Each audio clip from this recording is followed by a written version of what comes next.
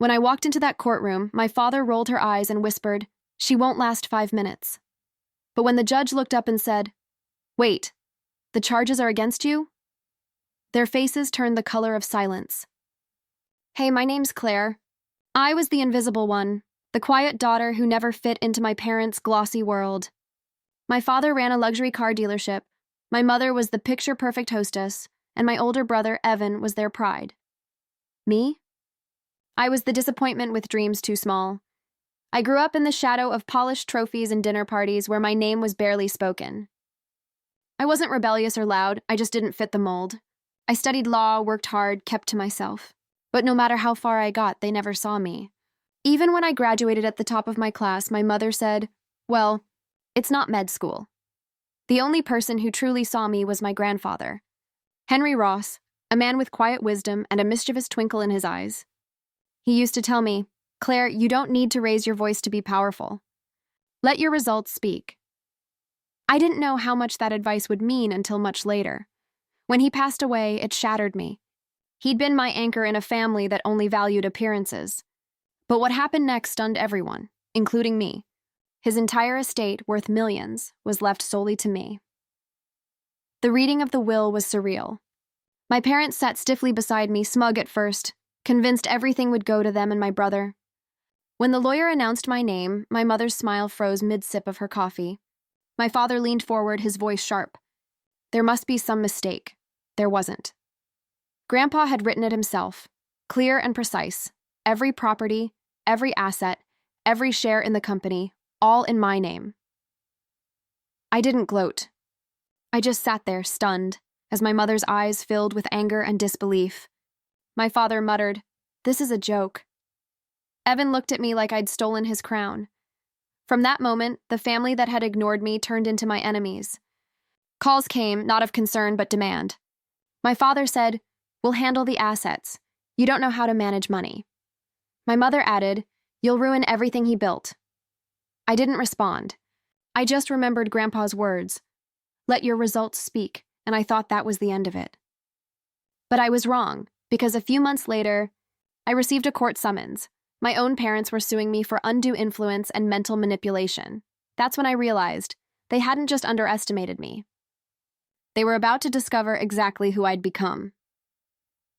When the lawsuit papers arrived, I stared at them for a long time, my parents' names printed neatly at the top, accusing me of manipulating my own grandfather. The same grandfather who'd held my hand through every heartbreak, who'd believed in me when no one else did. At first, I thought it was a mistake. Surely they wouldn't go that far. But then I read the details. Plaintiffs seek redistribution of assets based on emotional coercion. Emotional coercion. That was the term they used to describe love. Calls from reporters came next, fueled by whispers my mother had spread. "Claire turned him against us," she'd said. "He wasn't of sound mind." My father told family friends I'd lawyered my way into the will. I tried to stay calm. I had my grandfather's original documents, his signed letters, and my own integrity. But it still hurt, the betrayal, the twisting of truth. Nights became sleepless. I'd sit on my couch, rereading the lawsuit, trying to understand how the people who raised me could drag me through public humiliation just for money. The hearing was scheduled for early spring. I remember walking into the courtroom that morning, the marble floors gleaming, the air sharp and sterile. My parents sat at the plaintiff's table, perfectly dressed, my mother's chin lifted high. When she saw me, she rolled her eyes and muttered something to my father. My brother leaned back, smirking. I didn't say a word. My attorney, a quiet older man named Dean, squeezed my arm. "Just breathe," he whispered. Then the judge entered, and everything shifted. He froze mid-step when he saw me. "Ms. Ross?" he said, eyebrows raised. "Yes, Your Honor," I replied. He flipped through his notes. "Are you the same Claire Ross who represented the state in the Harper versus Department of Defense case last year?" The room went still. My parents exchanged confused glances. "Yes," I said. "That was me." The judge nodded slowly, impressed. "I read your brief. Brilliant work. I wasn't aware we'd have that Claire Ross before us today." Suddenly, the tone of the room changed. My mother's smirk faltered. My father shifted uncomfortably. They hadn't known. They'd been too busy dismissing me too. realize I wasn't just their failed daughter. I was a rising legal strategist, with a reputation that carried weight in that very courthouse. When the proceedings began, their case started crumbling. Their lawyer stumbled through accusations without evidence. The will was airtight, witnessed, notarized, and written in my grandfather's own words. I could almost hear Grandpa's voice saying, "Never let noise shake your truth." At one point, my mother blurted, "She doesn't deserve it. She barely spent time with him." I met her eyes. "He called me every Sunday. You just never noticed." Her face paled. The judge banged his gavel gently. "That's enough." By the end of the day, even their lawyer looked exhausted. The judge postponed the final decision for a week, but everyone in that room already knew how it would go. As I walked out of the courtroom, I heard my mother hiss, "You embarrassed us." I didn't look back. I just said quietly, "No, Mom, you did that yourselves." That night, for the first time in my life, I didn't cry over their rejection. I smiled, because I realized something powerful. They'd spent years pretending I was invisible. Now, the whole world could see me. The week between hearings was strangely calm, like the silence before a storm you already know how to survive. I spent my days gathering records, letters, and photographs Grandpa had left behind. Every piece of evidence wasn't just legal ammunition. It was proof of the love we'd shared, something money couldn't counterfeit. Grandpa had always said, "When people come for what you've built, let your truth speak louder than your anger." So I planned exactly that, a quiet revelation, not a revenge. Dean and I met every evening to organize our case. "They're desperate," he said one night, tapping the folder with the lawsuit. "This isn't about fairness, it's about pride." He was right. My parents weren't just after the inheritance, they were after control. For years, they'd dictated who succeeded, who mattered, who got applause at family dinners. I'd spent my whole life playing small to keep the peace, but not anymore. As the next court date approached, I decided to reveal something they never expected. Grandpa hadn't just left me his assets. He'd also left me stewardship over his foundation, a nonprofit fund supporting rural education, something he'd created in memory of his own father. It was quiet, under the radar, and deeply personal. They thought I had inherited money. What I had, instead, was purpose. On the morning of the second hearing, I walked in carrying a small wooden box, the same one Grandpa used to keep his letters. My parents noticed it immediately, whispering. My mother hissed to her lawyer, "She's staging something." The judge entered. "Ms. Ross, you may proceed." Dean stood. "Your Honor, we have supplementary documentation, personal correspondence from the decedent to Ms. Ross, illustrating his intent and emotional reasoning for his estate distribution." The judge gestured for me to continue. My hands didn't shake as I opened the box and pulled out a letter written in my grandfather's familiar looping script. I read aloud, "Claire is the only one who came to the farm, not for what it could give, but to help fix the roof when it leaked. She sat with me through the winters, talking about law and ethics, while the rest of the family was too busy for an old man. She's not inheriting my money, she's inheriting my faith." The courtroom was silent. My mother's face turned pale. My father stared at the table, jaw tight. Then I placed the second envelope on the judge's desk, the founding documents of the Ross Family Foundation. Signed, sealed, and witnessed. "Your Honor," I said, "my grandfather didn't just leave me his wealth. He entrusted me with managing a legacy that bears our family's name. And unlike this lawsuit, it's designed to give, not take." The judge exhaled slowly, visibly moved. My attorney's voice softened as he concluded. "We ask that this court respect the decedent's wishes. Written, witnessed, and grounded in integrity." When the session ended, I didn't look back at my parents. But as I left the courthouse, I caught a glimpse of my mother's reflection in the glass door. Eyes red, not from anger this time, but something closer to realization. In that moment, I understood the real inheritance Grandpa left me. Not property, not money, but the strength to stand alone with grace. The day of the final hearing felt heavier than the others, the kind of morning where even the light through the blinds seems reluctant to fall.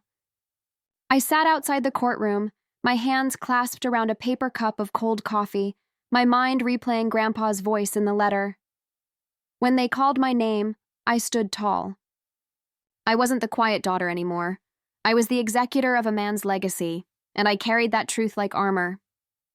Inside, the tension was thick enough to touch.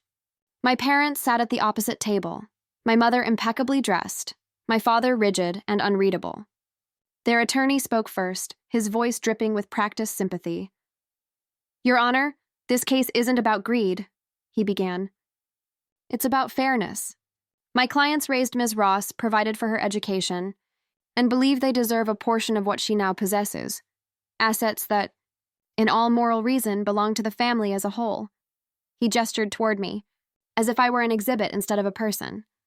The judge's gaze flicked to me. "Ms. Ross, your response?" Dean stood, but I placed a hand on his arm. "I'll speak." I rose, feeling every eye in the room settle on me. "Your Honor," I began, "I grew up in that family, but love there was conditional, earned through obedience, never through honesty. My parents didn't ask for fairness when they ignored me for years. They didn't ask for fairness when they laughed at my choices. They only remembered fairness when money entered the picture. My father shifted uncomfortably, but I didn't stop. I'm not here to prove I was loved. I'm here to show that my grandfather knew exactly what he was doing." I pulled out a document and handed it to the bailiff. This is a signed letter of intent, dated 6 months before his death, detailing his reasons for granting me full ownership and control of his estate and foundation. The judge took a moment to read it, then looked up. "Mr. and Mrs. Ross, are you aware of this document?" My mother's lips parted, but no sound came. My father's lawyer fumbled for words. "Your Honor, this was never disclosed to us." "That's because," I said evenly, "it was meant for me, and for this moment." The judge nodded slowly, eyes scanning the signature at the bottom. Then he looked directly at my parents. "This letter makes clear the decedent's intent. There is no ambiguity. The estate belongs solely to Ms. Ross." The words landed like thunder in a silent sky. My mother gasped softly, my father's expression collapsing from indignation to disbelief. But before the judge could finalize his statement, something unexpected happened. The courtroom door opened, and in walked Mr. Keating, Grandpa's former attorney, an elderly man with sharp eyes and a steady cane. He approached the bench. "Your Honor," he said, "if I may add, I was the one who drafted that letter. And I can confirm that Mr. Ross was of sound mind when he made this decision. He wanted this young woman to carry forward his legacy without interference." The judge turned solemn. "Then this case is closed." The gavel fell. The sound echoed like release. I turned toward my parents. My mother looked at me with tears she couldn't hide. My father stared blankly, his pride shattered, not by defeat, but by realization. For the first time, I didn't feel anger. Just a strange, quiet freedom. As I walked out, reporters clustered near the door, asking questions. I said nothing, only smiled faintly, because in that moment, the truth was louder than anything I could ever say. If you've made it this far and the story's got you hooked, don't forget to subscribe, because what comes next isn't revenge. It's redemption served in silence. When the judge's gavel fell, it didn't sound like an ending. It sounded like release. I walked out of that courtroom with my head high, the sound of my heels echoing down the marble hallway. For the first time in my life, I wasn't the quiet daughter standing in the shadow of my parents' expectations. I was Claire Ross. And I finally knew who I was without their approval. Dean caught up to me near the steps. "You handled that with grace," he said, his voice low, almost proud. I smiled faintly. "I wasn't fighting them anymore," I said. "I was protecting what he left me." That night, instead of celebrating, I drove straight out of the city, 2 hours north, back to Grandpa's old property. The gate still creaked the same way it did when I was a child. The smell of cedar and earth filled the air, and the stars were so bright they looked close enough to touch. Inside the farmhouse, everything was frozen in time. The old armchair by the window, the clock that never worked, the faint smell of his pipe tobacco. I sank into that chair, closed my eyes, and whispered, "I did it, Grandpa. I kept your promise alive." A warmth spread through me that no courtroom victory could ever match. Over the next few months, I turned my energy toward his foundation, the one he built quietly, without fanfare, to help underprivileged kids from small towns chase real futures. It had been neglected for years, run half-heartedly by people who saw it as charity. Not legacy. I changed that. We restructured the board, modernized the programs, and expanded scholarships for rural students. I poured my time, resources, and heart into rebuilding the very dream that once made my grandfather so proud. And with every application we approved, I felt like I was building a bridge, not to the past, but to something better. Then one morning, a letter came. No lawyer's seal, no court stamp, just my mother's handwriting. Claire, we were wrong. Your father and I let pride blind us for too long. We saw your success and assumed you'd left us behind. But now, we see what you've really done. Your grandfather would be proud. I hope someday you'll forgive us. Mom, I held that letter for a long time. It didn't make me cry. It didn't make me angry. It just settled something, like a stone finally finding its place on still water. Weeks later, I invited them to visit the foundation, not as family, but as guests. When they arrived, they looked smaller than I remembered. My mother's hands trembled as she looked around the renovated barn that now served as our main hall.